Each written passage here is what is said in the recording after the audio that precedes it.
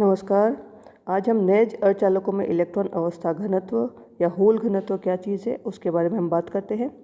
जो नेज इलेक्ट्रॉन घनत्व है उसका समीकरण हमने व्युत्पन्न किया था।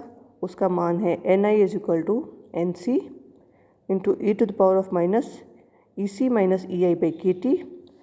जो और इसी प्रकार नेज होल घनत्व होता है Pi = Nv e to the power of minus EI minus EV/kT। और इस इक्वेशन में जो Ni है वो है नेज इलेक्ट्रॉन घनत्व, Pi है नेज होल घनत्व, Nc का जो मान है वो है 2 × 2π me/kT / h² 3/2। इसमें me है इलेक्ट्रॉन मास, k है बोल्ट्जमैन कांस्टेंट, T है तापमान, h है प्लैंक कांस्टेंट। इसी तरह से Nv क्या है?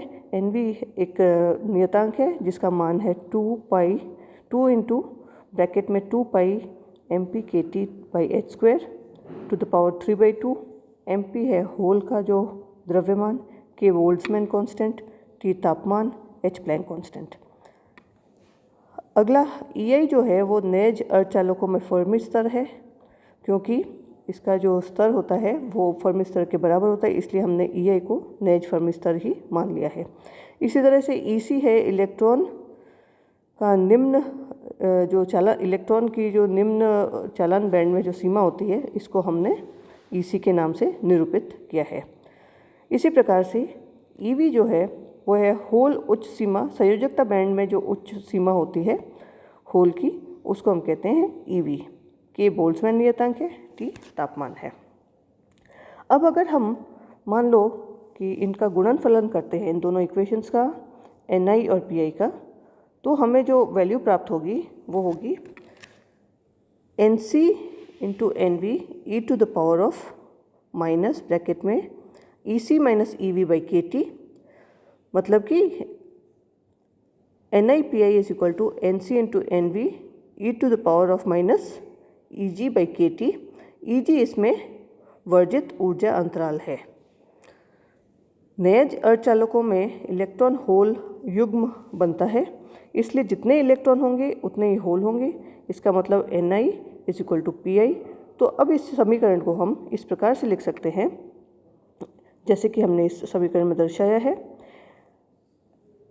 Ni = Pi = √Nc × Nv e to the power of minus Eg/2kT। ये हमने इस इक्वेशन जो हमने Ni/Pi को मल्टीप्लाई करके प्राप्त किया था।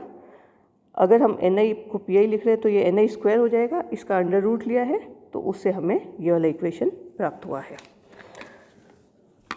ऊष्मीय उत्तेजन द्वारा हम जानते हैं कि संयोजकता बैंड में एक इलेक्ट्रॉन चालन बैंड में जाने पर चालन बैंड में एक इलेक्ट्रॉन तथा संयोजकता बैंड में एक होल बनता है। अर्थात नेज अर्धचालकों में एक साथ इलेक्ट्रॉन होल युग्म, जिसको हम इलेक्ट्रॉन होल पेयर कहते हैं, वो बनता है। इस कारण से इस तरह के अर्धचालकों में इलेक्ट्रॉन एवं होल घनत्व बराबर होंगे।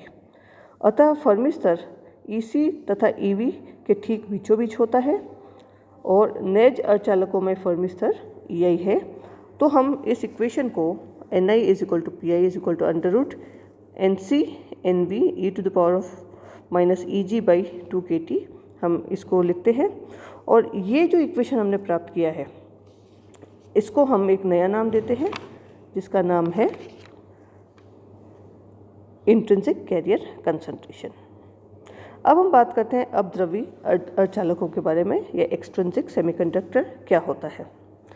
हम जानते हैं कि यदि नेज अर्धचालकों में कुछ परिवर्तन करके Ni अथवा Pi को परिवर्तित किया जाए तो फर्मी स्तर EC तथा EV के बीच में नहीं रहता है। यदि चालन बैंड में इलेक्ट्रॉनों की संख्या बढ़ा दी जाती है, मतलब कि अगर हम किसी प्रकार से इलेक्ट्रॉनों की संख्या बढ़ाने को हम इस तरह से कह सकते हैं कि इसमें अशुद्धि मिला दी जाए, तो जो फर्मी स्तर है वो बीचों बीच नहीं रहकर वो चालन बैंड के निकट पहुंच जाएगा, यानी कि EC के पास खिसक जाएगा। और इसी प्रकार यदि संयोजकता बैंड में होलों की संख्या की वृद्धि अगर किसी प्रकार से कर दी जाती है तो फर्मी स्तर ईवी के पास पहुंच जाएगा, न कि उस ईसी और ईवी के बीचों बीच रहेगा। ये जो प्रोसेस है जिससे हम नेज अर्धचालकों में कोई ना कोई अशुद्धि मिलाते हैं और हम किसी प्रकार से इसकी चालकता में बढ़ोतरी करते हैं, इससे हम अपद्रवी अर्धचालक प्राप्त करते हैं। प्रायोगिक रूप से नेज अर्धचालकों में कुछ अपद्रव्य मिलाते हैं और N0 और P0 को बढ़ाते हैं, जिससे ये अपद्रव्य अर्धचालक बन जाता है। इन अपद्रव्य अर्धचालकों को बनाने के लिए हम ये जानते हैं कि इसमें तृतीय ग्रुप के या पंचम ग्रुप के पदार्थ मिलाए जाते हैं, जैसे कि तृतीय ग्रुप वाले हो जाएंगे गैलियम और पंचम ग्रुप वाले हो जाएंगे आर्सेनिक। इन अशुद्धियों को मिलाने से हमें ग्राही और दाता स्तर प्राप्त हो सकते हैं। लेकिन अगर हम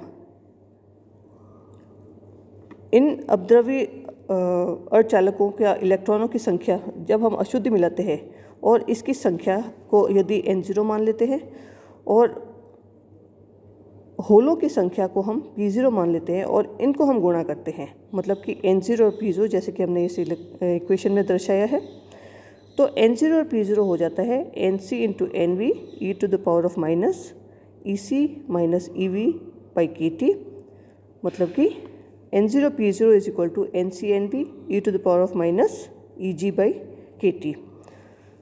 हम जानते हैं कि N0 P0 क्योंकि इसमें कुल इलेक्ट्रॉनों और होलों की संख्या में कोई चेंज नहीं हो गई, इसलिए N0 P0 का जो प्रोडक्ट है वो NiPi के बराबर होगा, मतलब कि N0 P0 is equal to Ni square is equal to Pi square. यदि हम मानते हैं कि नेज अर्धचालकों में इलेक्ट्रॉनों की संख्या होल संख्या के बराबर है, और तो हम इस इक्वेशन को इस प्रकार से लिख सकते हैं। अब यदि हम इस इक्वेशन को N0 P0 is equal to Ni square या फिर N0 P0 is equal to Pi square इसका अंडर रूट लेते हैं, तो इसका मतलब Ni is equal to under root N0 P0 या फिर Pi is equal to under root N0 P0। इसको हम एक दूसरा नाम देते हैं जिसका नाम है संघति क्रिया सिद्धांत या फिर लॉ ऑफ मास एक्शन। तो हम Ni को लिख सकते हैं, N0 को लिख सकते हैं Ni e to the power EC minus EI by KT e to the power of minus EC minus EI by KT, तो मतलब कि N0 is equal to Ni e to the power of EC minus EI by KT। इसी प्रकार P0 को हम लिख सकते हैं Pi e to the power of EI minus EV by KT। ये हमने ब्रीफ में अपद्रवी अर्धचालक किस प्रकार से लॉ ऑफ मास एक्शन देते हैं या फिर संघति क्रिया सिद्धांत का किस तरह से उत्पत्ति होती है उसके बारे में हम थोड़ा सा प्रकाश डाला है। धन्यवाद।